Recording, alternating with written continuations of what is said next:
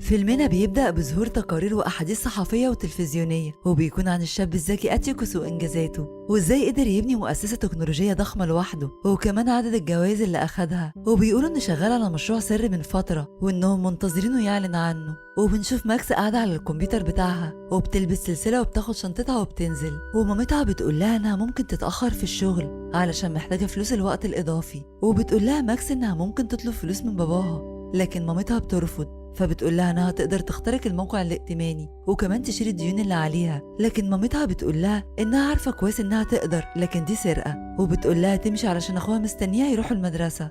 وبتنزل ماكس فبيسألها سباركر ايه اللي اخرها كل ده، فبتقول انها كانت بتخترق اجهزه امن الجيران وبتوريله ازاي تقدر ترن جرس باب جارهم من موبايلها. وفي الوقت ده بتوصل صوفيا المدرسه وبتقعد تتصور من الموبايل قبل ما تنزل من العربيه. وبنشوف ماكس وهي واقفه بتبص على كونور، وده بيكون نجم فريق الكره في المدرسه، وبيكون اخوها بيكلمها لكن بتكون سرحانه في كونور. وكمان مش سامعه سباركر بيقول ايه، وهنا بيفوقها سباركر وبيقول لها انه كتير عليها وبلاش تعيش في الاحلام. وفي الوقت ده بيبدا التمرين وبيكون بيني قاعد بيلعب، والمدرب بيسأله عن سبب عدم اشتراكه معاهم في التمرين، فبيقول له انه عنده التهاب في اوتار ايده. وبيرد عليه المدرب ان ده من كتر اللعب. وبنشوف صوفيا في حصة الأدب بتقول قصيدة مسميها على اسمها، وبيجي دور ماكس علشان تقول القصيدة بتاعتها، فبتشغل على الشاشة صورة لبرنامج كمبيوتر. هو بيسألها المدرس ايه ده، فبتقول ان دي القصيدة بتاعتها وان البرمجة احسن من الكلام ده، ولو اتشال رمز واحد البرنامج كله يبوظ. وفجأة الدنيا بتضلم وبيظهر مجسم للمهندس أتيوكس اللي بيكلم طلبة المدرسة، وبيقول لهم انه متخرج من المدرسة دي وعلشان كده عايز يعمل لهم مسابقة. وبيقولوا انه هيبعت رسالة ل5 طلاب وده بعد انتهاء المدرسة، وال5 دول هيروحوا القصر عنده يحضروا المسابقة، واللي هيكسب فيهم هياخد القصر كله. وبتتقلب المدرسة كلها وبنشوف كل واحد ماشي ماسك موبايله وبيتمنى يكون واحد من ال5.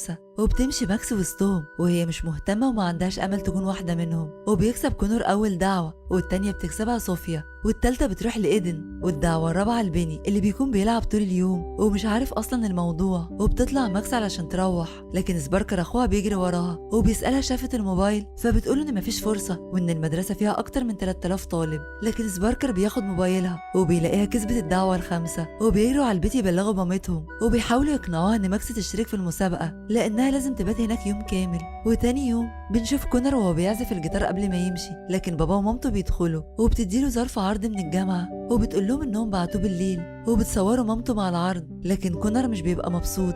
وبتجهز ماكس وبتنزل تركب عربية مع زمايلها وبيقعدوا يتكلموا على القصر بكل اللي فيه والحكايات الغريبة اللي سمعوها عنه. وبيقول لها إيدن إنه سمع إن القصر ليه دماغ بتتحكم فيه وبتسيطر كمان عن الناس اللي في المكان. وبيوصلوا للقصر فبيخبط إيدن على الباب، وفجأة بيلاقوا الباب اتفتح لوحده وبتدخل صوفيا أول واحدة، وكل واحد بيدخل بيطلع اسمه في ايه مجسم ثلاثي الأبعاد، وبترحب هافلين بيهم وبتقول لهم ان هي اللي بتتحكم في القصر. وطبعا مش بيكونوا مصدقين ان البيت بيتكلم معاهم، وبتقول لهم انها طلبت لهم اكل وهيوصل بعد كام ثانيه بالتحديد. وفعلا بيوصل الاكل في نفس الثانيه، وبيطلع راجل آلي على شكل الفارس موردوك وبيستلم الاكل وبيعرفهم بنفسه وبيقول لهم ان سير موردريد انسان آلي. وفجاه بيروح مطلع سيفه وقتل دبانه، وبيدخلوا ياكلوا وبيتكلموا عن البيت وان كل حاجه فيه آلية. وبنشوف مكان في الحيطه بيطلع منه طياره صغيره وبتروح تشيل الدبانه وبترجع. وفجاه بيلاقوا مجسم أتيوكس صاحب البيت وبيكون طالع من الترابيزه وبيكلمهم وبيقول لهم ان قاعد ينفخ البالونات بنفسه. وبيسالوا بيني هو فين، فبيقول انه في الطياره وجاي عليهم.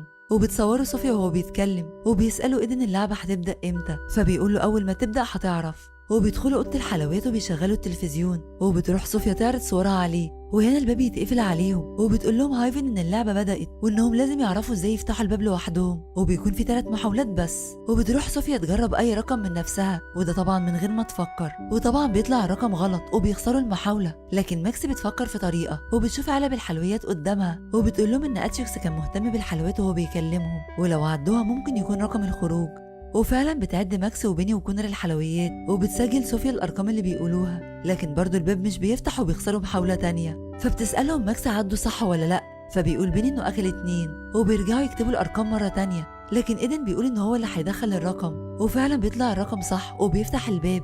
فبتحسب هايفن النقطة لإيدن، وبيقول كونر إن ده مش عدل، لكن إيدن بيقول إن هو اللي سجل الأرقام. وهنا بتدخل هايفن وبتقول لهم إن البيت مليان ألعاب كتير، وبيلفوا في البيت وبتسألهم هايفن عن عدد متابعين الانستجرام عند أتيوكس. فبتعرف صوفيا الإجابة السليمة وبتسألهم اتولد فين، وهنا بترد ماكس وكونر في نفس اللحظة. وبتكمل هايفن وبتسألهم عن السير موردريد، فبيقول إيدن إنه الإنسان الآلي، لكن طبعا الإجابة غلط. وبيعرف بين الإجابة وبيقول إن كان واحد من فرسان السير أرثر وكان خاين. وبيلعبوا لعبة البيانو، فبتتعزف مقطوعة موسيقية والمطلوب يعرفوا مين صاحبها، وأول مقطوعة بيعرفها كونر. وهنا بتقوم صوفيا وبتقول لهم إنها مش بتحب الموسيقى الكلاسيكي، وبتروح تدور على الحمام. لكن وهي ماشية بتشوف تمثال لابس نظارة شمس، فبتروح واخداها ولابساها، وبيلف الباقي في البيت. وهنا بتشوف صوفيا أرقام فوق التمثال وبتظهر وهي لابسة النضارة. وبنشوف بيني وهو بيلاقي علبة وبيفتحها، وإيدن بيدور في أوضة وبيلاقي خزانة، وبمجرد ما بيفتحها بيلاقي جواها أرقام السكور بتاعه. وبتلف ماكس مع كونر وبتعجبه السلسلة اللي لابسها، فبتقول إنها بتشيل فيها رمز الكمبيوتر بتاعها، وبيسألها جابتها منين. لكن ماكس مش بتحب تفتكر اليوم اللي أخدته فيه السلسلة، وبتسأله عن لعبة الكورة، فبيقولها إنه مش بيحبها قوي. وهنا بيوريهم بيني القفازات اللي لقاها وإزاي بتشيل الحاجات من غير ما يلمسها، لكن بتتكسر الفازة منه. وبتقول له ماكس إنه ياخد باله علشان ما يكسرش البيت، وبتسيبه مع كونر. وهنا بيلاقي بيني ورقة واقعة على الأرض، والورقة دي كانت جوه الفازة ومكتوب فيها ابحث عن الباب السري. إيدن بيحاول يفتح التلاجة لكن مش بيعرف، وبينادي على هايفن وبيقول لها إن التلاجة مش شغالة، لكن هايفن بتفتحها بكل سهولة بمجرد ما تقول لها افتحي. وبيقف إيدن يجرب ويقول للتلاجة افتحي واقفلي، فبتقول له هايفن يركب الأسانسير عشان يكملوا لعب. وفي نفس الوقت بتكون صوفيا لسه بتدور على الحمام، وفجأة بتلاقي إيدن قدامها بيخوفها، وبتسأله على مكان الحمام فبيشاور لها عليه. وبتدخل على الحمام وبرضه بتقف تتصور، لكن بيحصل حاجة غريبة وبيتقفل الباب عليها، وبتخبط تنادي على أي حد يفتح لها، لكن للأسف مفيش حد. وهنا بتلاقي صورتها على المراية بترد عليها، وبتخاف صوفيا ومش بتصدق اللي شايفاه. وبيركب إيدن الأسانسير وبيتحرك بيه بطريقة غريبة، وفي الآخر بيتفتح الباب وبيخرج إيدن يلاقي عربية. وفي نفس الوقت بتكون ماكس لسه مع كونر بيكتشفوا المكان، وبيلاقوا علبة موسيقى وبيشغلها كونر. وهنا بيطلع دخان يملى المكان، وبينزل بيني يدور على الباب السري، فبيسأل هايفن عنه فبتوصله ليه. وبيدخل يلاقي ألعاب، وبيلبس نظارة الواقع علشان يبدأ اللعب.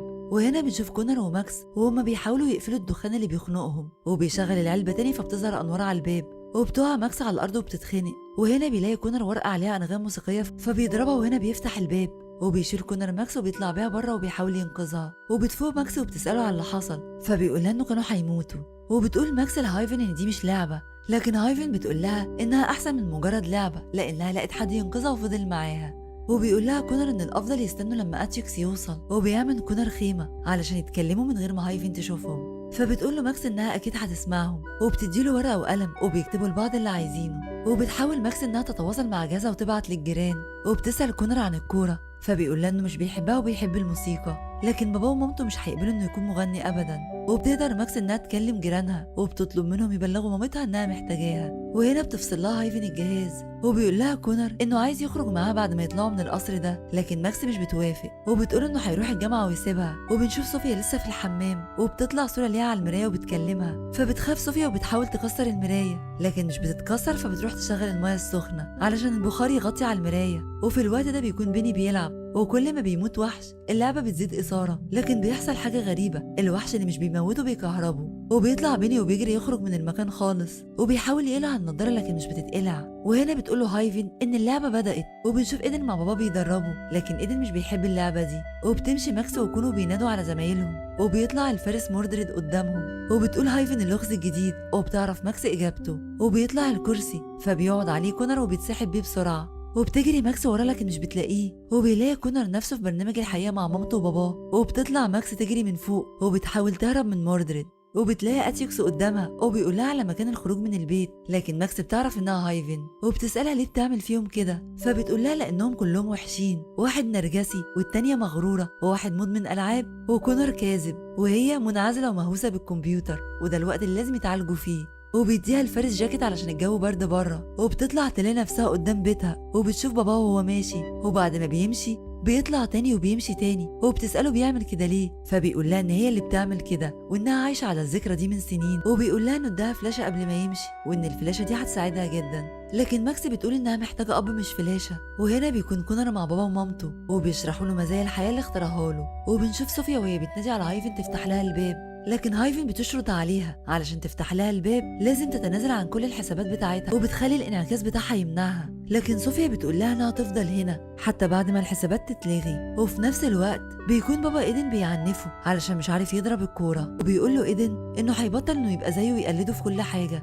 وبيقول له انه انسان متنمر ولازم يتغير في اقرب وقت، وبيسيبه وبيمشي. وبيوصل بيني للمستوى الاخير في اللعبه والدنيا بتولع من حواليه، وبيشوف الجايزه فبيقتل الوحوش علشان يوصل لها. لكن بيقع بيني فوق حفره وبيمسك على الارض بصوابعه، وبيطلب من هايفن انها تنهي اللعبه، فبتقول ان هو اللي يقدر ينهيها في انه يسيب نفسه يقع. وفعلا بيقع في الحفره وبيلاقي نفسه طلع بره اللعبه. وكونر اخيرا بيواجه اهله انه مش بيحب الكوره ومش هيمضي عقد الجامعه، وهنا بيلاقي نفسه طلع من المكان وبيرجع ايدن وهو مبسوط. وبتنزل صوفيا وبتقابله وبيروحوا يدوروا على الباقي. وبتكون ماكس لسه مع باباها وبتسأله ليه سابهم، فبيقول لها انه حب واحدة تانية، وبتتهمه ان هو السبب في بعدها عن المجتمع. فبيديها علبة وبيقول لها ان هايفن سابتها لها، وانها لو ضغطت على الزرار اللي في اللعبة هتنتقم هايفن منه. لكن ماكس بتقول له انها مش ممكن تقبل انه يتأذي، وانها قضت يوم جميل وبتحكي له عن كونر، وبتقول انها مسامحاه. وهنا ماكس بتقابل كونر وبتعتذر له عن اسلوبها معاه، وبينور الباب فبيرجعوا تاني لقصر اتيوكس. وبيسألهم ايدن لقوا مخرج من القصر ده، فبتقول لهم ماكس ان المخرج الوحيد من جوه البيت، لكن ايدن وبيني مش عايزين يرجعوا تاني جوه. وبتقول لهم ماكس ان عندها خطه يلاقوا اتيوكس وهو اللي هيطلعهم. وبتسمعهم هايفن وبتقول لهم مش هيعرفوا لانه محبوس في البدروم. لكن بيني بيقول لها ان عندهم خطه بديله، وبيدخلوا البيت لكن بيلاقوا الفارس مودريد في كل مكان وبيحاربوا بيني، لكن مودريد بيكسب. وهنا بيدلق ايدن عليه ميه وبتكهربه صوفيا، فبيقع مودريد على الارض وبيعمل نفسه بيموت، وبيكح وبيقول لهم انه طبعا بيمثل. وهنا بتفتكر ماكس ان البالونات كلها مليانه بنفس اتيوكس وان البدروم بيتفتح بنفسه، لكن بيسمعوا صوت طيارات بدون طيار اللي بتهاجمهم وبتفرقع البالونات، وبيلبس بيني القفاز وبيكسر فيهم. وبتجري ماكس ببالونه على البدروم وبيحميها كونر لغايه ما بتوصل، وبتطلع نفس اتيوكس على القفل الالكتروني وبيفتح الباب، وبتلاقي هايفن بتكلمها وبتقول لها انها كانت بتحميهم. لكن ماكس بتطلع الفلاشه اللي باباها اداها لها وبيكون عليها برنامج تدمير، وبتمحي قوتها وبتقابل اتيوكس، فبتساله عمل كده فيهم ليه، فبيقول لها ان ده المشروع بتاعه وده البيت اللي بيعالج الناس من عقدها النفسيه. وفي النهايه بيطلعوا من البيت وبتلاقي ماكس مامتها جايه تدور عليها، وبتتعرف على اتيوكس وبيقول لها ان ماكس كسبت القصر. وبيمشي بيني وايدن وصوفيا وهما متغيرين، وبتدخل ماكس على كونر اللي بيغني لها اغنيه بكل شجاعه. وبكده يكون فيلمنا خلص. اشوفكم في فيلم جديد.